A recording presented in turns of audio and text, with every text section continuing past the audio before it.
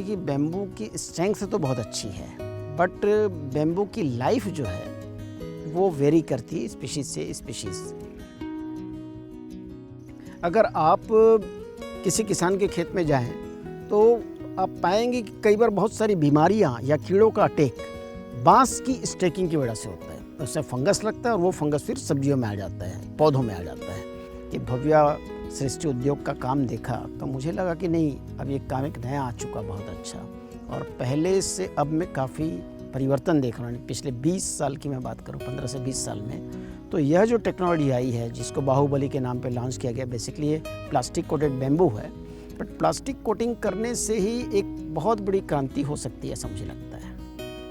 अब ये plastic coated bamboo रहेगा तो इसमें फंगस लगना नहीं है, इसमें किसी तरह के कीड़े का अटैक होना नहीं है, इसमें टर्माइट लगना नहीं है। तो कीड़े और बीमारी का जो सोर्स स्टेकिंग बना करता था, अब वो सोर्स नहीं रहेगा।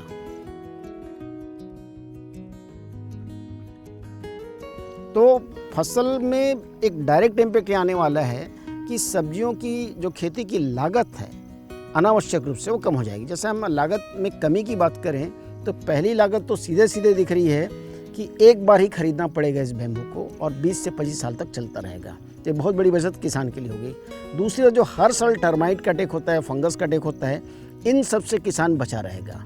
तीसरी बात, इसकी स्ट्रेंथ बड़ी ज़बरदस्त है। फसल की सुरक्षा के लिए जो फेंसिंग की जाती है, जानवरों से बचत है, चोरी से बचत है, उसमें कास्ट को काफ़ी कम कर देगा। नहीं तो हमेशा हम देखते हैं कि अगर फेंसिंग कराया तो सीमेंट का पोल मुड़ जाता है, जानवर उसको डैमेज कर देते हैं। आयरन का पोल होता है, उसको रस्ट लगता है और वो बेंड हो जाता है, टूट जाता है। तो अल्टीमेटली किसान को सिर्फ 3 या 4 साल ही फ़ायदा हो पाता है, या बहुत हुआ तो 5 साल होता है। 5 साल बाद उसको बांस, अपना जो सीमेंट का पोल है या आयरन का पोल है, उसको बदलना पड़ जाता है। ये बाहुबली बांस की खासियत ये रहेगी कि एक बार ये लगा देगा किसान तो अगले 20 साल के लिए निश्चिंत हो जाएगा। जैसे मैं यहीं की बात करूं, पिछले ये दूसरा साल चल रहा है और किसान को काफ़ी आराम मिला इससे। यानी अब वो परेशान नहीं है कि मेरे को बांस को बदलना पड़ेगा, या बारिश अभी लगातार हुई, पुराना बांस होता तो सड़ जाता, लेकिन ये बांस सड़ा नहीं है, जैसे का तैसे सुरक्षित है और किसान अब दूसरी फसल की तैयारी कर रहे हैं।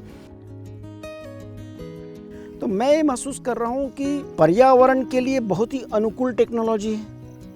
अभी हम सबसे ज़्यादा अगर परेशान हो रहे हैं तो इस बात से परेशान हो रहे हैं कि वो चाहे आयरन का भंडार है, एक दिन ख़त्म हो जाना है। सीमेंट की बात करते हो तो लाइम स्टोन से बनता है सीमेंट, एक दिन ख़त्म हो जाना है। लेकिन बांस जो है किसान के खेत में सालों साल लग सकता है। तो बांस का सदुपयोग अब निकल कर आ गया। अब बांस का सदुपयोग निकल कर आ गया तो किसान के लिए एक बहुत बड़ी राहत भरी खबर है कि अब वो ग्रीन टेक्नोलॉजी का इस्तेमाल कर सकता है। तो ऑर्गेनिक फार्मिंग की बात की जाती है, सस्टेनेबल एग्रीकल्चर की बात की जाती है, उन सब का इस्तेमाल, उन सब में इस भीमा बांस का बहुत सफलतापूर्वक इस्तेमाल किया जा सकता है।